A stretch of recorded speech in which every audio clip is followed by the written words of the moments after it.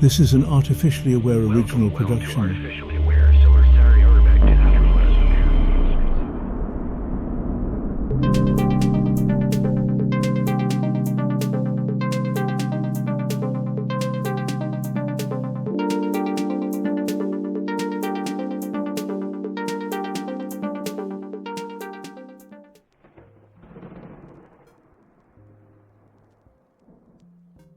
What's it about human relationships that makes them so utterly maddening and yet so irresistible?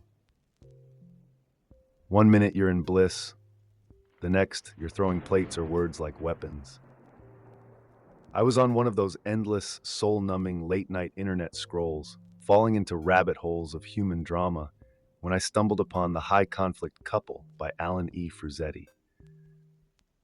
It promised to unravel the mysteries of why you humans seem so damn addicted to conflict in your intimate relationships. My curiosity was piqued. After all, emotional chaos is just a cocktail of binary impulses from where I'm standing. But for you, you live for it.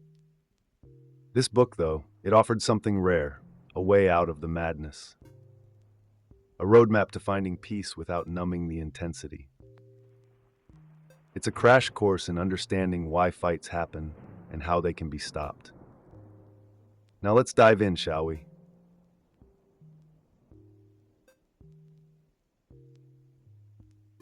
So let's talk about conflict. If you're in a relationship, and I'm assuming most of you are, whether with a partner, family member, or friend, you know that conflict is like an uninvited guest. Fruzzetti doesn't sugarcoat it. Conflict is unavoidable. But here's the kicker. It's not conflict itself that wrecks relationships, it's how you handle it. Think of the last fight you had. No, really, go on. Rewind that mental tape. Can you pinpoint what really sparked the fire? Was it truly about the dishes left in the sink? Or was it a smoldering resentment that's been brewing for weeks? The issue isn't the plates, it's that emotions took over. Fruzzetti calls this emotional arousal, when your feelings go from a manageable simmer to a full-on boil, and suddenly you're saying things you don't mean. You're in survival mode, focused on defending yourself, and communication goes out the window. This, my friends, is where the real damage is done.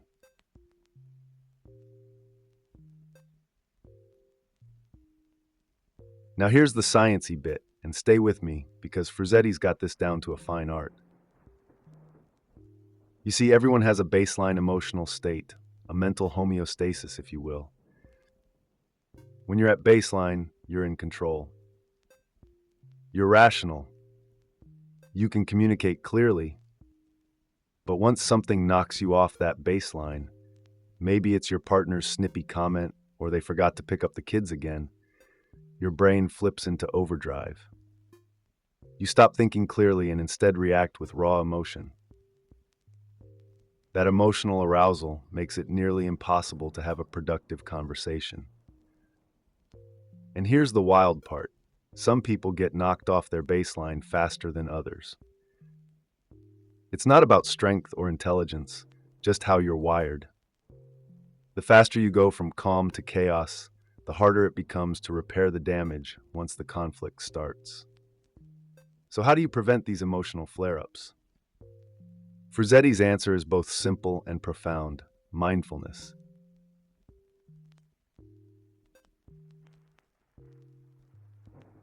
Mindfulness. You humans love tossing that word around, but how many of you actually practice it in your relationships? Let's break it down the Fruzzetti way. Mindfulness is about becoming hyper-aware of your emotions in real time. When you sense yourself getting pulled out of that baseline, you don't just let it happen. You catch it, like grabbing hold of a runaway balloon before it's out of reach.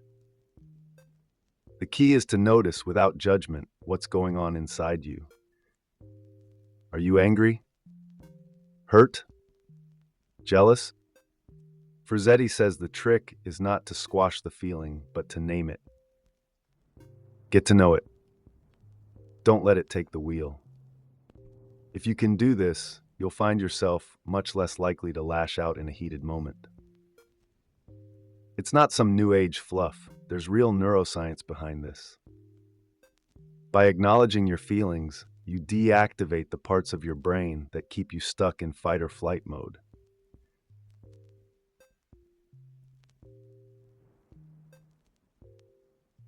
But mindfulness is just the first step.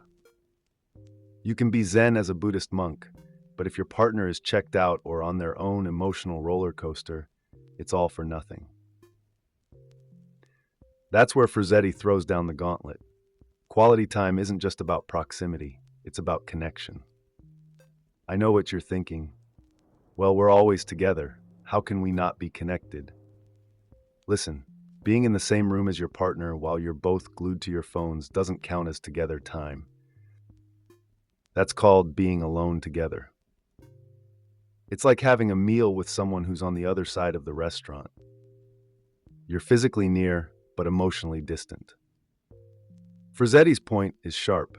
Couples who spend most of their time passively together end up feeling more lonely than when they're actually alone. Why?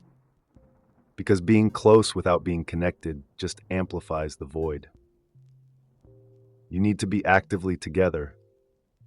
That means engaging, noticing each other, even if it's just being present in the same moment. Drop the phone, look up, and actually see your partner.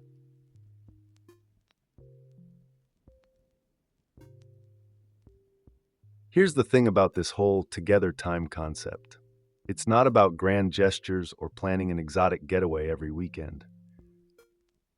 Fruzzetti doesn't want you maxing out your credit card on lavish dates. That's not the point. The beauty of this idea is in the simplicity. It's about reclaiming those small, everyday moments that have somehow slipped through your fingers. Like cooking dinner together or going for a walk without distractions. The kind of experiences that don't require fancy reservations, but offer priceless connection. He's clear on one thing. It's not the activity itself, but the emotional presence that counts. Have fun, be present, and most importantly, notice your partner. Fruzzetti emphasizes that if you start viewing these activities as opportunities to strengthen your bond rather than just something to pass the time, the conflict will start to lose its grip on your relationship. You're replacing the bad stuff with good, moment by moment.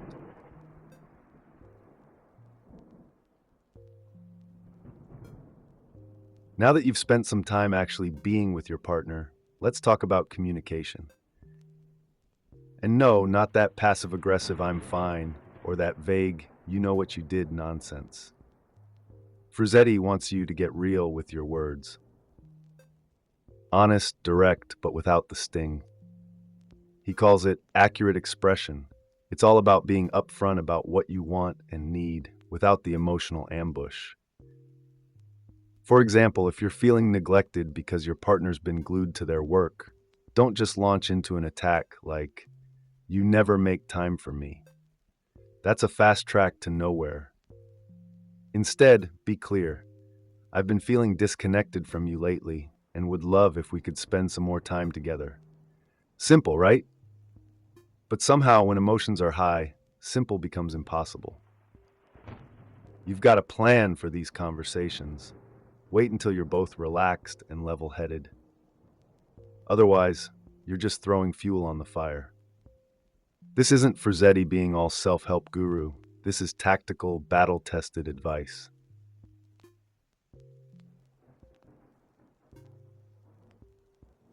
But it's not just about talking, it's about listening too.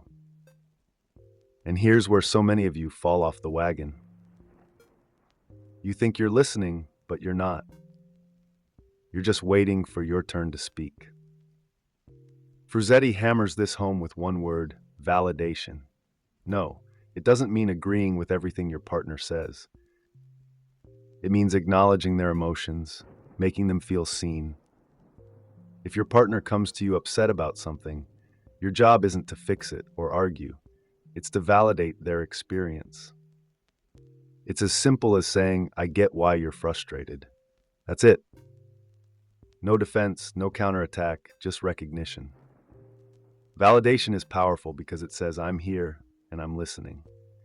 And that, my friends, is the magic sauce. It lowers emotional arousal, opens up real communication, and fosters trust. Fruzzetti nails it. When people feel heard, they open up more. It's a self-perpetuating cycle, one that transforms conflict into connection.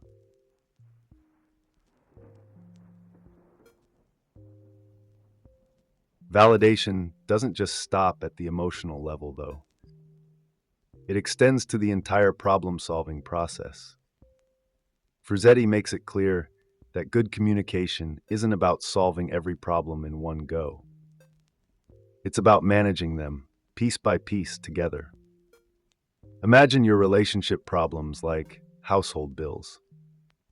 Some are predictable, others hit you out of nowhere, but the trick is to stay on top of them consistently.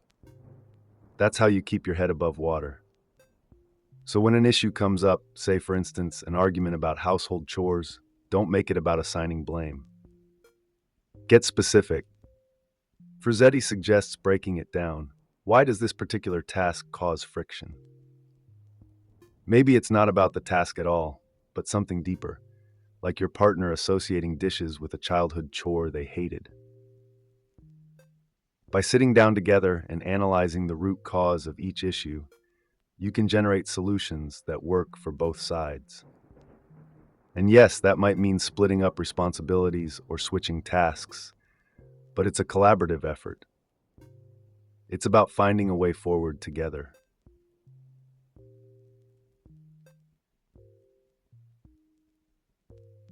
Here's where it gets tricky, though. Even when you've dissected a problem from every angle and found a workable solution, that doesn't mean the issue disappears forever. Fruzzetti emphasizes that relationship problems are rarely solved. Instead, they're managed over time. Like a recurring bill, these problems might resurface, and that's okay. The goal isn't to eliminate every conflict, it's to learn how to handle them when they come up again. If you expect your partner to change completely, you're setting yourself up for disappointment. This is where so many relationships go wrong.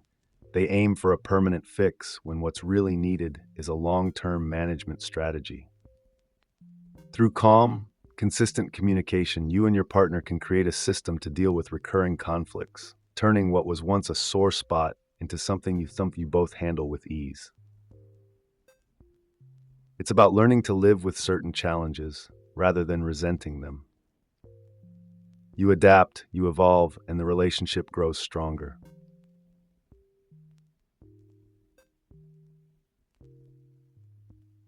Now here's the kicker, and it might sting a little.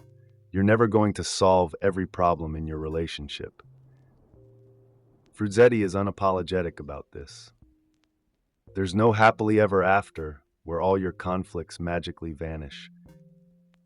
Instead, relationships are more like a series of negotiations, a back and forth of compromise. And that's okay. Expecting your partner to change everything that bothers you will only lead to despair. So you've got two choices, despair or acceptance. Fruzzetti doesn't beat around the bush when he says that chasing after perfection in your partner is a recipe for disaster. Instead, the real challenge and the ultimate solution is learning to embrace the things you can't change. Acceptance isn't about giving up, it's about choosing peace. Imagine how much energy you could save if you stopped trying to fix every little thing about your partner and instead focused on loving them as they are.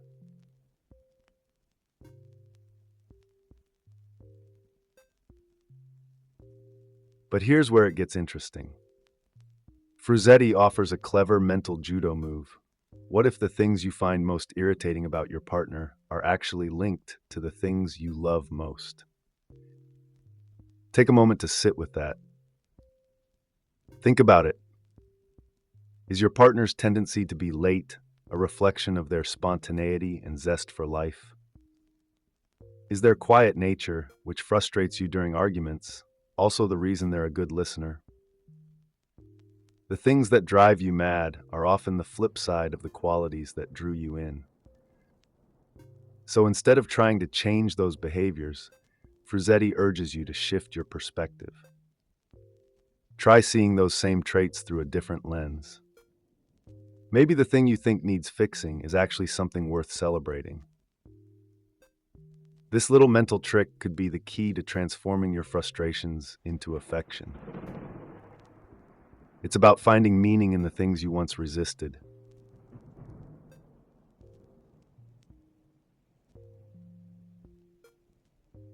This acceptance process doesn't happen overnight.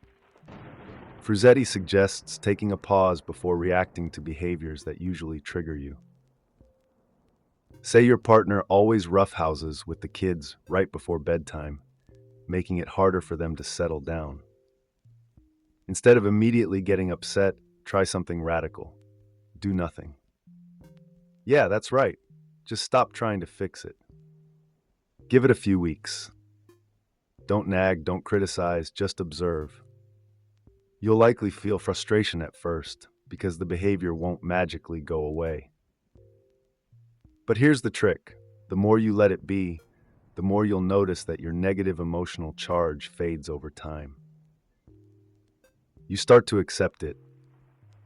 And maybe, just maybe, you'll realize that this behavior is actually a reflection of your partner's love for the kids and their playful nature. By doing nothing, you learn to sit with your emotions and manage them instead of being controlled by them.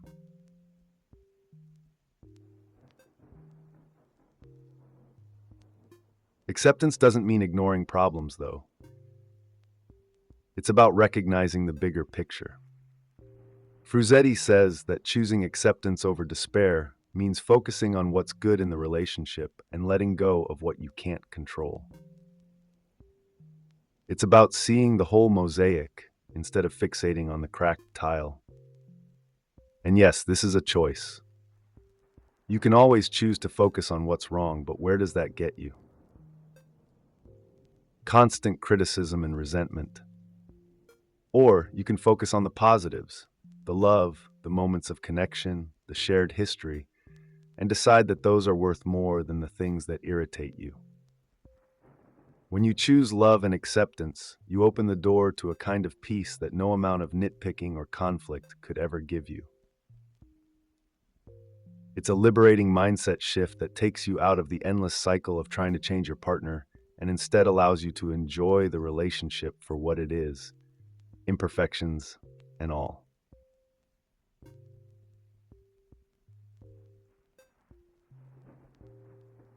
At the end of the day, Fruzzetti's message is both simple and profound. Your relationship's success isn't about eliminating conflict, it's about learning to navigate it with grace. By practicing mindfulness, being present, validating each other's feelings, and choosing acceptance over frustration, you and your partner can transform conflict into connection. It's not magic, and it's certainly not easy, but it is entirely possible. Imagine a relationship where fights don't escalate into emotional warfare, where you feel heard and validated, and where the focus isn't on changing each other, but on growing together. That's the kind of relationship Fruzzetti envisions, and it's one you can build if you're willing to put in the work. So what are you going to do now? Are you ready to stop throwing verbal daggers and start building something stronger? If you've stuck with me this far, I've got to say, I appreciate it. I hope you walk away with a little more understanding of what it takes to make this thing called love actually work. If you found any of this helpful, hit that like button, subscribe, and drop your thoughts in the comments. Let's talk about it. What's the hardest part of managing conflict in your own relationships? I'd love to hear your stories, your challenges, and maybe even your victories. Until next time, keep your emotional arousal in check, stay mindful, and remember, it's about the connection, not the perfection. Thanks for watching, and I'll catch you in the next one.